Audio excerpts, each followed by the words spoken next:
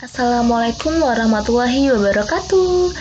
Apa kabar anak-anak? Sudah lama kita tidak berjumpa ya. Semoga di bulan puasa ini kalian tetap semangat dalam menjalankan segala aktivitas. Oke, hari ini Bu Juli akan menemani kalian untuk membahas tentang bab baru, yaitu bab 8, drama-drama kehidupan. Bukan drama Korea ya, tapi ini lebih ke teks drama yang akan kita pelajari. Oke, langsung saja. Drama itu apa sih? Jadi, pengertian drama yaitu teks imajinatif yang berupa dialog-dialog dan tujuannya untuk dipentaskan. Teks imajinatif berarti hanya imaji saja atau ceritanya itu khayalan. Dan bentuknya berupa dialog, bukan seperti cerpen atau seperti novel. Nah, ciri-ciri utama drama yang pertama berupa cerita. Jadi dia sebuah cerita, kemudian bentuknya dialog, ada nama, kemudian apa yang diucapkan, dan tujuannya itu untuk dipentaskan. Tapi tidak semua teks drama itu dipentaskan ya, tapi tujuannya memang seharusnya dipentaskan menjadi sebuah pementasan drama atau teater. Lalu apa saja unsur-unsur drama? Jadi unsur drama itu ada 7. Yang pertama ada tema, kemudian amanat, alur, penokohan, dialog, latar, dan terakhir bahasa. Oke, kita akan membahas satu persatu semua unsur ini. Yang pertama tema. Tema itu inti yang menjadi dasar cerita. Jadi, sebuah drama pasti memiliki tema, entah itu keluarga, temanya percintaan, atau temanya tentang misteri, dan lain-lain. Jadi, apa sih yang menjadi dasar cerita dalam drama tersebut? Yang kedua adalah amanat. Amanat yaitu pesan yang ingin disampaikan oleh si penulis teks drama untuk pembacanya atau untuk penonton kalau sudah dipentaskan.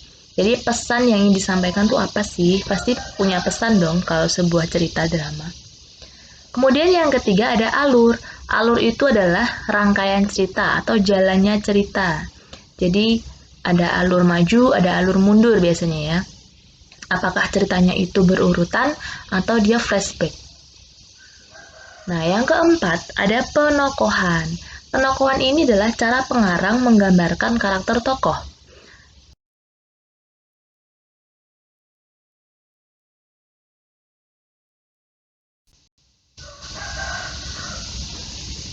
Oke, jenis penokohan ada 2. Yang pertama berdasarkan perannya. Tokoh dibagi menjadi satu tokoh utama, yaitu yang menjadi pusat cerita, dan yang kedua ada tokoh pembantu atau tokoh yang muncul hanya untuk mendukung cerita. Jadi kalau tokoh utama itu pusat ceritanya ada di sana, jadi dia yang menjadi pusat cerita. Jadi di semua adegan selalu ada si tokoh utama itu. Sedangkan tokoh pembantu itu hanya untuk mendukung cerita. Bisa temannya si tokoh utama, bisa orang tuanya si tokoh utama. Pokoknya bukan yang menjadi pusat cerita. Itu namanya tokoh pembantu.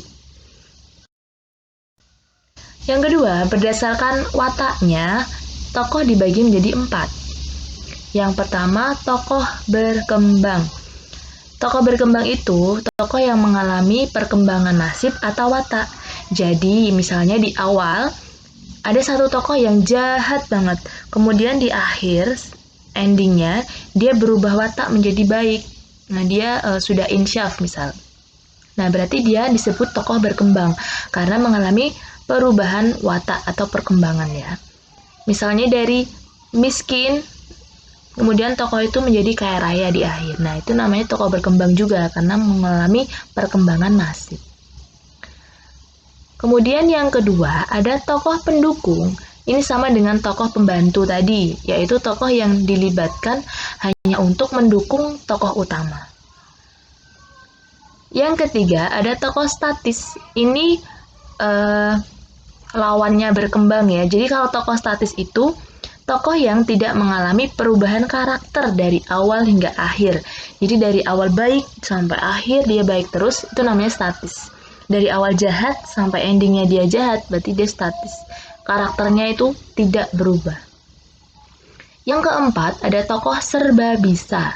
Jadi, dalam sebuah drama, terkadang ada satu tokoh yang berperan sebagai tokoh lain. Jadi, dia satu orang, tapi dia memerankan tokoh lain. Nah, kita lanjutkan. Unsur-unsur drama yang kelima ada dialog. Dialog itu adalah percakapan antar tokoh dalam drama. Biasanya dialog itu memiliki 3 elemen. Yang pertama, ada tokoh. Tokoh itu adalah pelaku dalam drama. Misalnya disebutkan namanya ya kalau di drama. Kemudian yang kedua ada wawancang. Wawancang ini adalah dialog atau percakapan yang diucapkan oleh si tokoh tersebut. Sedangkan yang ketiga, elemen ketiga adalah kramagung. Kramagung ini petunjuk perilaku, tindakan, atau perbuatan yang dilakukan oleh si tokoh. Biasanya ditulis dalam tanda kurung dan dicetak miring. Nah, ini penjelasan contoh dialog ya. Misalnya, Julie berkata, "Ayo ikut aku," sambil menggandeng tangan Devi. Nah, warna hitam, Julie itu adalah tokohnya. Kemudian warna merah, "Ayo ikut aku," itu adalah wawancang. Jadi dialog yang diucapkan oleh si tokoh. Sedangkan yang warna biru dalam tanda kurung, sambil menggandeng tangan Devi, adalah petunjuk perilaku atau disebut dengan kramagung. Sudah jelas ya? Lanjutkan ke unsur yang keenam, ada latar. Latar ini setting ya, yaitu keterangan mengenai ruang, waktu, dan suasana. Ruang itu maksudnya tempat. Jadi ada latar tempat, latar waktu, dan latar suasana. Sebuah cerita dalam sebuah drama pasti memiliki latar. Jadi misalnya adegan ini tuh sedang di mana sih? Oh, di rumah. Waktunya kapan? Pagi hari. Suasananya apa? Menegangkan misal. Itu berarti masuk ke latar. Dan terakhir, unsur drama ada bahasa. Bahasa itu adalah media komunikasi antar tokoh. Sebuah teks drama tidak semuanya pakai bahasa baku. Bisa saja dia pakai bahasa gaul, ada lo gue. Kemudian pakai bahasa daerah, ada bahasa Jawanya sedikit, atau bahasa Sunda, atau bahasa mana. Jadi tergantung teks drama yang kalian baca.